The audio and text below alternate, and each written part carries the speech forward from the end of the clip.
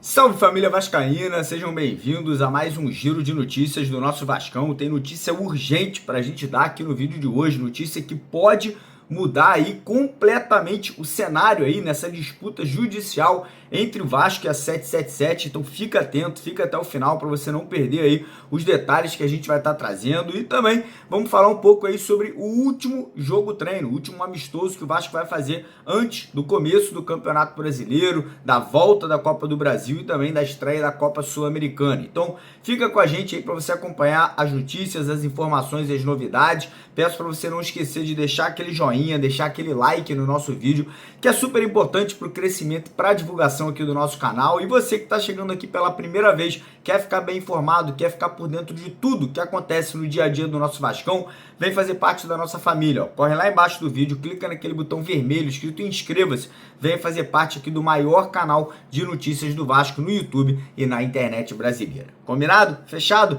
Então bora começar o vídeo falando aí sobre preparação, porque o Vasco volta a campo amanhã. O Vasco amanhã de manhã, no CT Moacir Barbosa, vai enfrentar a equipe do Boa Vista, né? Que disputou o campeonato estadual, uma equipe modesta, né? O Vasco acabou não conseguindo nenhum amistoso contra uma equipe de primeira divisão, né? Nem de Série B, muito pela questão logística, né? Nenhuma equipe queria vir ao Rio de Janeiro, nenhuma equipe do Rio de Janeiro, Flamengo, Fluminense e Botafogo, quiseram medir forças ali para poder também não abrir o jogo, né? Não mostrar ali as suas armas. E aí as equipes de Série B é muito complicado também, né? A única alternativa seria o Volta Redonda, que seria até interessante que vai jogar a Série B aí, mas acabou que não aconteceu, né? Parece que o Vasco tentou ali fazer jogo treino com o Botafogo, com o Cruzeiro, com o Guarani, mas não obteve sucesso. E amanhã faremos essa última partida, né? Visando aí a estreia do Campeonato Brasileiro no próximo domingo contra o Santos aqui em São Januário, em casa, né? Com a presença de Neymar e Coutinho, vai ter duelo aí, né?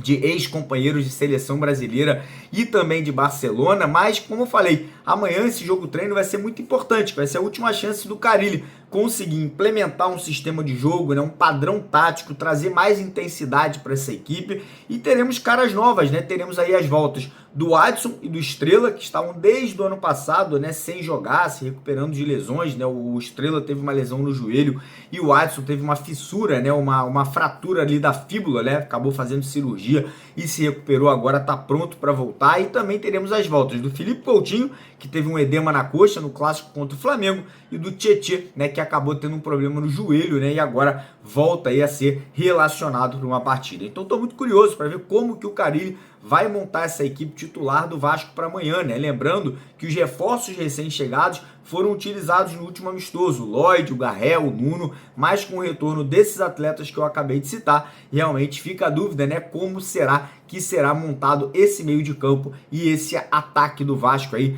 para essa início, né, de Campeonato Brasileiro, início de Copa Sul-Americana e a sequência aí da Copa do Brasil. Tô motivado, né? O amistoso será amanhã às 9 da manhã lá no CT Moacir Barbosa. A gente já tá aí com todos os contatos aí para saber como foi a partida, qual foi o time titular e o resultado assim que acabar o jogo. Assim que a gente terminar a partida amanhã, a gente vai fazer um vídeo para vocês aqui em caráter de urgência, né, trazendo todos os detalhes da partida, né? Todos os detalhes aí de como se discorreu aí esse amistoso amanhã contra o Boa Vista, beleza? Dando sequência aqui ao vídeo, falar rapidinho sobre uma notícia que a gente acabou de buscar aí com o pai do Ryan, né? O pai do jogador, o pai do Ryan, nosso atacante, confirmou que a gente deve ter a assinatura do contrato de renovação do Ryan com o Vasco aí já nos próximos dias, tudo acertado. O contrato vai ser até o final de 2026, o Ryan vai ter um aumento salarial, a multa rescisória para o mercado brasileiro, né, de transferências vai subir para 40 milhões de euros aí, né? Mais de 200 milhões de reais, e para o mercado estrangeiro aí vai passar de 500 milhões de reais, né? O Ryan, que vai ser negociado no meio do ano,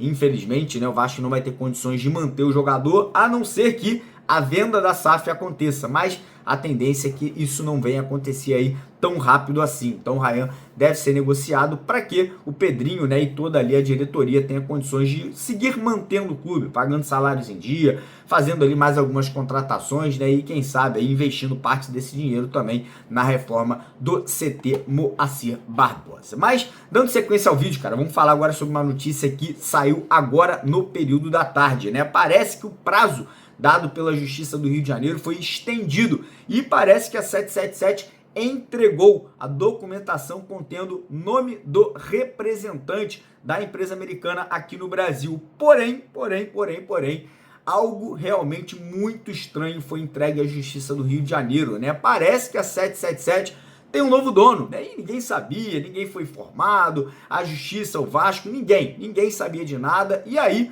parece que o Vasco, né, após essa indicação do novo representante da 777 aqui no Brasil, o Vasco vai reivindicar na Justiça a quebra de contrato, né? A confusão entre a 777 e o Vasco ganhou esse novo capítulo, né? Após esse questionamento aí, a 777 indicou à Justiça do Brasil, né, a Justiça do Rio de Janeiro, que um sujeito chamado Mark Shapiro, da Brian Riley Advisory Services, né, que é uma empresa americana, que não é mais a ACAP, né, agora já mudou de novo, são aí os novos representantes, os novos donos aí da 777. Essa mudança foi apresentada ao desembargador, o César Cury, que havia solicitado, né, esses esclarecimentos antes de decidir sobre a liminar que mantém o Pedrinho, né, como atual gestor ali da SAF, né, do futebol vascaíno. E agora, nessa audiência será remarcada, né, teremos uma nova data para que essa decisão seja tomada. Porém, como eu falei, o Vasco vai cobrar na Justiça essa quebra contratual, porque segundo, né, o Vasco, isso não poderia ter sido feito, né? O cenário jurídico continua muito intenso. Inicialmente o Vasco teve decisões favoráveis, né, ao clube associativo, mas a 777 conseguiu uma liminar ali, né, concedendo ali poderes não plenos ao Pedrinho, né? E além disso, a empresa americana ainda alega que a gestão vascaína tem tomado decisões irreversíveis, como, por exemplo, negociar a venda da SAF, preparar um pedido de recuperação judicial que acabou sendo deferido, né, pela Justiça do Rio de Janeiro no último dia 24, e enquanto isso, né, a arbitragem lá da FGV entre as partes segue travada, né, não está caminhando sem definição ali dos árbitros, né, sem definição de quem vai julgar todo esse cenário. E com isso, a disputa está nas mãos do judiciário, né? A disputa nesse momento está nas mãos aí do desembargador e da Justiça do Rio de Janeiro, né? Uma novela que, pelo que parece, pode não ter um fim aí muito longo. Se essa questão da quebra de contrato for constatada, pode ser aí que a gente corte, né, o caminho, pode ser que o clube associativo consiga, né, expulsar, mandar a 777 embora aí com um pouco mais de velocidade. Beleza, rapaziada? Antes de terminar o vídeo, não esquece, deixa o like, se inscreva no canal. Se você não se inscreveu no canal Canto da Fé, se inscreva aqui, ó. Faltam só 30 inscritos pra gente bater 2.000 inscritos e sortear 2 camisas do Vasco. Dá mole, né, porra? Quer ganhar a camisa do Vascão? Clica aqui, se inscreve lá agora pra você poder participar desse sorteio. Valeu!